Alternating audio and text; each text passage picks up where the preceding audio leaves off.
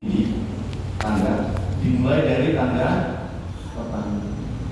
Jadi mimpi jadi di tangga atas kalau tidak mulai melangkah dari tangga pertama. Saat melangkah tangga pertama, nanti akan jatuh, mungkin akan ada goncangan. Apalagi sudah tengah-tengah, apalagi sampai ke atas, banyak ada angin, ya, mungkin juga ada rintangan pohon dan seterusnya, ada badai. Maka mulai dari sekarang harus kuat, kaki-kaki harus kuat. Jadi saya salut dan bangga dengan suara mereka yang bisa menulis, bisa mengajak selama berapa tadi Pak? 30 tahun Pak? Ya. Mengajak para santri untuk literasi, karena itu merupakan akar dari ilmu. Adik sekalian, maaf, kadang kita harus melihat dunia luar. Mengapa? Saya sangat tidak setuju dengan konsep dengan orang-orang Israel, orang-orang komunis. Tapi pada satu sisi kita harus melihat mengapa negara-negara hebat mereka, teknologi kuat mereka, karena mereka menguatkan pada sains, menguatkan pada teknologi. Jadi kalau di Israel, di negara-negara maju, yang mengajar diri para profesor, karena ini aset, ya, di kita. Karena kalau sudah terlalu, saya ngajar S3 ya, banyak murid saya S2, S3. Kalau bibitnya sudah susah kita menantang. Nah, ini saya alami pribadi, bagaimana saya membangun kekuatan saya hingga jadi sekarang. Yang pertama saya lakukan adalah punya cita-cita besar. Catat, punya cita-cita besar. Apa cita-cita besarnya? Mengalahkan dunia, bertarung di dunia. Tapi itu sasaran akhir kita adalah melakukan jihad fisabilillah, berdakwah secara sains. Kita pintar bahasa, kita pintar agamanya, kuat gitu. Kita mau ke Inggris, di Calgary, mau dakwah bahasa. Assalamualaikum warahmatullahi wabarakatuh. Bapak Ibu sekalian, nggak ngerti mereka. Berarti harus dikuasai bahasa Inggris. Gitu ya. Jadi kalau kita berjihad, kita berdakwah di nasional, di Jawa Tengah, udah bagus. Tapi lebih bagus lagi kalau kita bisa berdakwah di Amerika sana. Kita masuk di Calgary, saya di Kanada dulu, masuk Rock Indonesia, masuk di Bandara Vancouver. Nggak percaya, apalagi banyak bom, banyak. Kita dianggap teroris, putar-putar. Tanya sana, tanya sini. Saya katakan, profesor, saya peneliti, saya ilmuwan. Baru dia keluar. Jadi orang luar itu mengikuti sunnah Rasul, memuliakan aulia, memuliakan para ilmuwan. Hormat. Ya. Minta dokumentasinya, dari Profesor Jeffrey Benarski, Nobel Prize candidate Nobel Prize for Medicine. Hormat. Terus kita datang tuh ke masyarakat. Ini misalnya masyarakat tetangga ya. Baik sekali. Ini ada tiket konser. Bahkan mungkin kalau kita ada makanan kita ada di situ begini. Kok baik banget ya? Heran, kenal enggak gitu ya? Kita tanya, why? Jawabannya, because you are our future investigation. Anda adalah masa depan kami.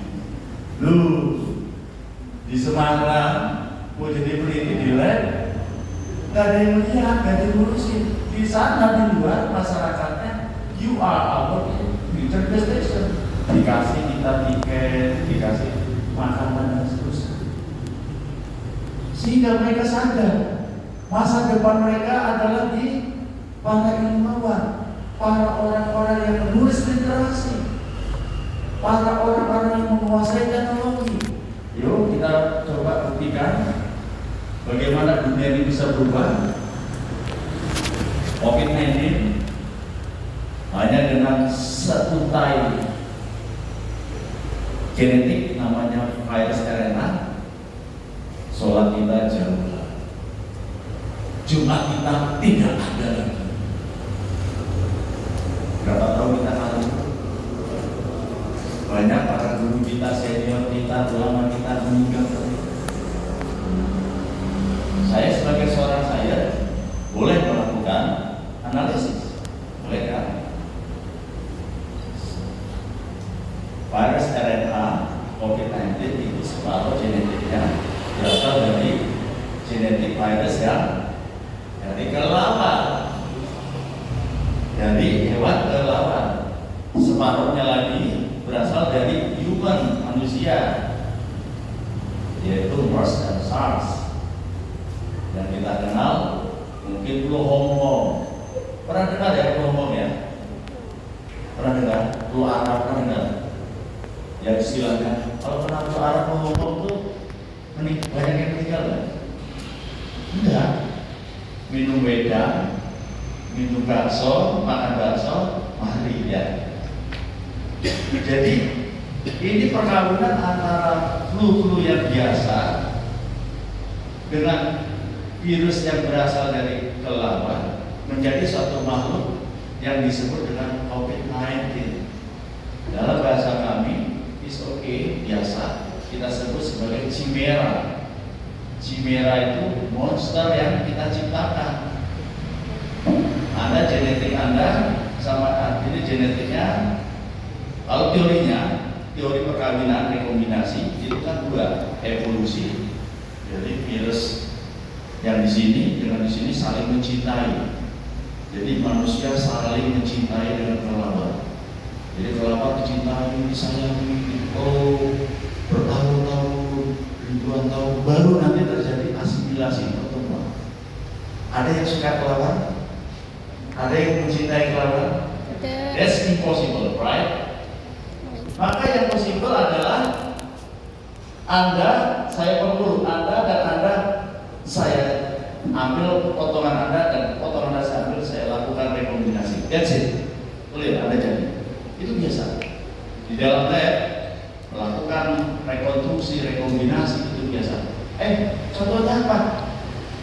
Mangga Bangkok, ayam Bangkok, jambu Bangkok. Jambu kita yang kecil dari Bangkok. Itu contoh nyata buah-buahan ya. Nah, yang di human virus ya seperti itu. Jadi di dunia kami sangat biasa melakukan hal seperti itu. Itu biasa sekali. Sehingga pertanyaannya, kalau ada yang membuat, saya tidak menuduh, tapi kemungkinan besar ada, maka mesti sang sutradara punya maksud dan tujuan. Maka pertama yang muncul adalah pemberian obat Kina. Itu Direktur BUMN Garuda, saya suntik pakai spektrum saya. Lucu kan? Padahal harusnya pakai Kina, karena dia beli. Jadi kita beli dengan pesawat terbang kita ribuan 700-800 miliar kalau nggak salah. Tapi terjadi dan seterusnya. Alhamdulillah kita sudah lewati itu semua dan bangsa ini butuh berkat kepemimpinan Bapak kita Pak Jokowi dan para ulama dan kita semua.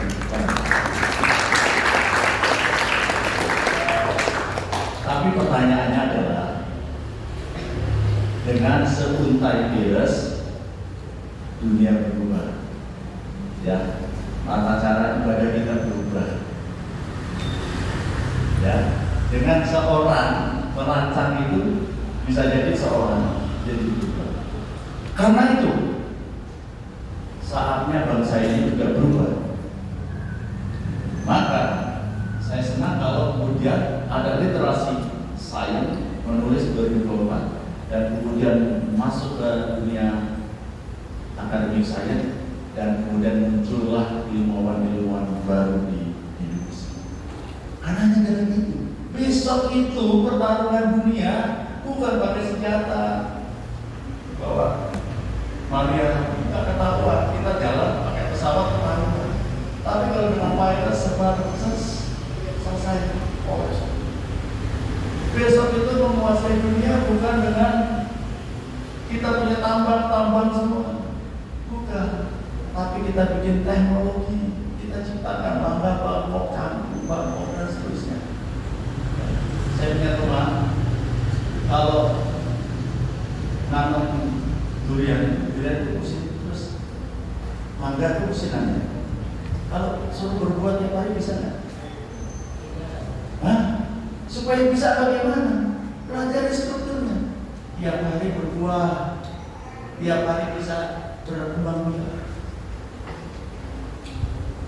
Kalau kira-kira saya bikin jantung itu di sini di lab gitu ya, bikin jantung tanpa orang bisa nggak? Nggak bisa. Saya lakukan tiap hari, bikin tulang, bikin saraf. That's science. That's science. For tomorrow, 200 tahun lagi, 300 tahun lagi. Kalau mau beli, ini analisis ya. Dunia sempit, tanah berpenuh semua. Kita mau beli ayam itu, nggak ada lagi kandangnya di mana, tinggal pencet, nanti keluar tuh dengan lab yang bisa keluar paha ayam, kuping ayam, hati ayam. Ya. Karena kita bisa bikin organ atas izin Allah dan sel sel. Ini sama. Karena itulah maka banyak orang cari saya. Karena saya bisa bikin macam-macam. Nanti hati ayam itu kita bisa bikin loh. Saya mau pesan loh aja. Tulang ayam bisa bikin loh. Sapi dan seterusnya. Memulai saya dari membaca. Nah, maka ini mulai, ini awal mula yang baik. Ya, maka saya sampaikan keras, kalau bicara di S3 sudah sangat sering bicara begini, jangan. Silakan nanti kalau mau lihat di kami di SSIA bisa lihat. Nanti kita punya itu ada hewan-hewan kanker, tikus dibikin kanker, ya tikus dibikin serbu dan seterusnya supaya menginspirasi. Nanti kalau sudah lihat masuk rumah sakitnya, nah tempat saya, ini rumah sakitnya kita lihat bagaimana para dokter Vito mengoperasi udahnya, dokter Ali penyakit dalam menganalisis penyakit dalam dan seterusnya. Ya, sehingga kita dimulai dari membaca ikro, betul ya, membaca. Saya lakukan ini nggak instan. Jadi 15 tahun yang lalu saya sudah tidak mau lagi praktek. Apa yang saya lakukan? Ikro. Bulan-bulan ikro. Masuk rumah ikro. Mungkin kalau baca di YouTube itu ada. Bagaimana istri saya komentar. 24 jam itu, 18 jam itu saya pakai untuk membaca. Sampai saya punya cita-cita dulu mau, bukan, udah jadi dokter. Saya sempat mau daftar di sekolah S2 di kimia. Dokter kok mengambil kimia? Terus saya daftar lagi dokter di fisika, di S2 fisika. Sempat daftar di biotek. Tapi saat yang sama karena saya sudah ambil S3, maka saya dalam baca S3-nya dan saya ke Kanada menguatkan. Jadi intinya adalah membaca dan membaca dan membaca. Kenapa fisika? Karena ilmu itu berasal dari fisika. Kenapa biologi? Karena molekulnya ada di biologi. Saya mau kasih pembuktian, mungkin banyak ulama belum terlalu paham. Maaf, bukan lupa penafsirannya. Saya salah. Penafsiran beda. Surat Al-Kahfi 60-83 bagaimana dialog antara Nabi Musa dan Nabi Khidir. Ini para pengurus-pengurus ulama ini mungkin paham banget bagaimana dialog Nabi Musa dengan Nabi Khidir. Nabi Musa merasa hebat, ya. Siapa Bani Israil mengatakan yang paling sabar dan paling soleh? Nabi Musa menunjuk. Maka saat itu Allah menunjukkan yang soleh, yang hebat bukan ente, cari orang. Ayo jawab gimana? Ayo. Saya cuma baca kepingan-kepingan kecil di tepi laut. Kenapa tepi laut? Karena harus dimasukkan ikan. Ikan itu tidak bencana pada nanti kalau ikannya hilang, maka disitulah manusianya. Gitu ya? Benar atau tidak? Iya. Hah? Benar. Setelah itu sampai di suatu tempat ikannya hilang, ikannya mengalir ke laut, maka makhluk itu ada di laut, maka Nabi Khidir itu adanya berdiamnya di tepi laut. Maka kata Nabi Khidir, Anda tidak bisa mengikuti saya, ilmu Anda tidak, naik bahasa sekarang, orang tekan, ilmu orang tekan. Nah Nabi Musa itu kayak kita, misalnya saya dokter, saya profesor, tekan aku. Kata Nabi Khidir, nggak tekan. Terus tau, saya mana tuh orang? Motor, saya bisa. Maka 3 ada persyaratan. Persyaratan pertama adalah 3 persyaratan apa yang saya lakukan jangan pernah dikomentari. Nanti akan saya beritahu. Oke? Kata murid pertama, mereka naik apa? Perahu ya? Betul? Iya. Betul ya? Langsung. Dengan orang penumpang, kemudian sampai di pinggir, perahunya dibocorkan. Betul ya? Iya. Nabi Musa marah atau komentar. Dan kita sudah dibantu kok kita mau membocorkan ini, membocorkan perahu, betul ya? Kemudian ulasannya adalah menguji kesabaran. It's not true. For me, ini masalah fisika. Karena saat itu dia mengatakan nanti Raja Zolim akan mendeteksi Anda, akan tahu Anda. Pertanyaannya adalah di situ ada Raja Zolim. Jadi ini harus dibocorkan supaya perahunya nggak ke sana, gitu ya? Pertanyaannya adalah, dari mana Nabi Khidir didirikan di pinggir laut itu? Mana Raja Zolim? Nggak kelihatan, betul ya? Nggak kelihatan. Bagaimana Nabi Khidir mengetahui bahwa di sana ada bajak laut atau raja jahat atau orang zolim? Dari mana? Nabi Khidir mengajarkan kita tentang satelit, ilmu fisika. Dengan satelit saya bisa ngecek Amerika sedang ngapain. Dulu SBY heboh. Kok bisa? SBY sedang ini bisa. Osama bin Laden ditangkap, kita lihat videonya, mari sana, mari masuk sini, kebaca semua. Dari mana? Satelit. Dengan satelit kita bisa tahu aktivitas orang. Itu fisika deh. Oke. Yang kedua, yang lebih ilmunya seperti saya. Ketemu? Ayo tolong bantu saya ketemu. Yang kedua, mereka berjalan kan bertunggu satu. Yang kedua, ketemu. Membunuh anak muda. Anak kecil, bukan anak muda. Anak kecil bayi gina-ginu. Saya kalau ketemu bayi itu encesnya aja saya cium. Aduh. Saya sangat mencintai anak kecil. Betul ya? Ketemu anak kecil sama Nabi Khidir terus dibunuh. Jawabannya satu. Nabi Musa, bah, teriak lagi. Kenapa kau dibunuh? Berdosa segala itu. Bawa cerita macam-macam. Jawaban Nabi Khidir apa? Kalau dia sudah besar akan menjadi orang yang paling jahat saat dunia. Betul ya? Betul ya? Betul ya? Ini masih baik. Merangkak aja belum bisa. Menjadi besar itu butuh waktu belasan tahun.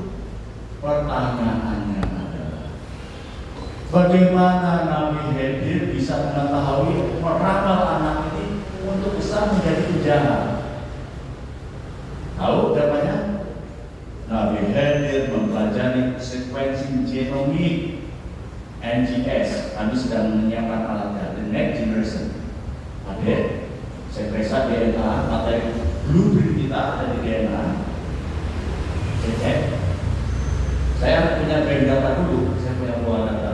Ini misalnya, maaf ya, kita mau memberikan contoh, ini penjahat, jayus, atau Fir'aun ya. Ini model Fir'aun seperti ini genetiknya, ya, polanya.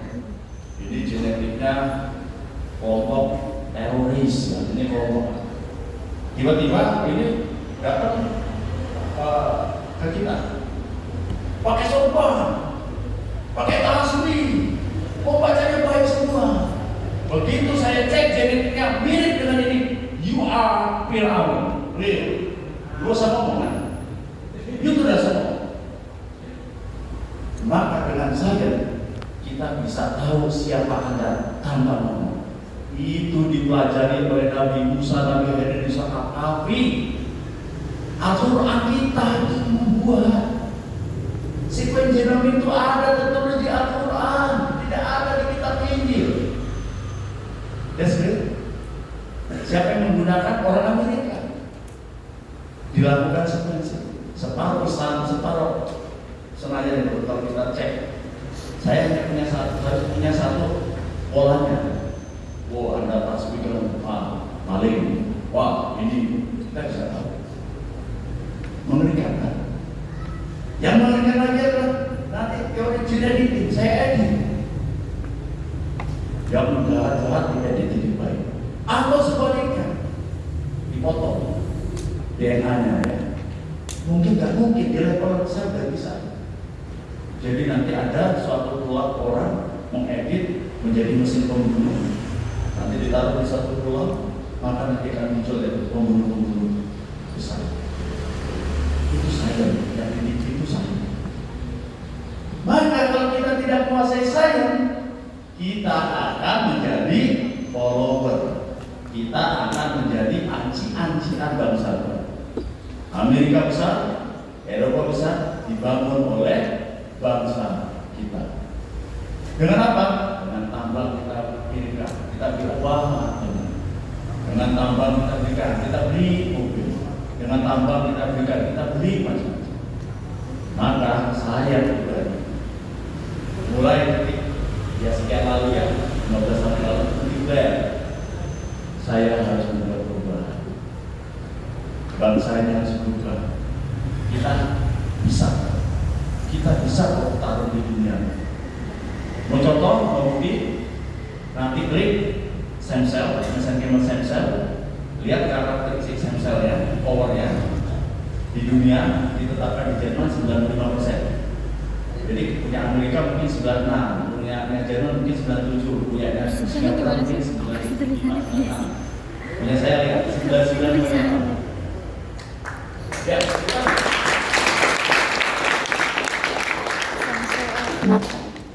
Bukan saya hebat, tapi Allah memberikan sedikit ilmunya ke saya karena istiqomah saya.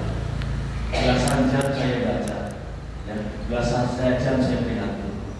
Susah, rumah saya jual ya. Ada yang mau punya rumah, kalau rumahnya dijual kira-kira berapa? Di rumah lagi, beli motor, dan sebagainya. Beli rumah dijual, kita kontrak, rumah uangnya diberikan untuk rent. Ada yang mau? Maka pengorbanan pertama adalah melakukan totalitas, fokus.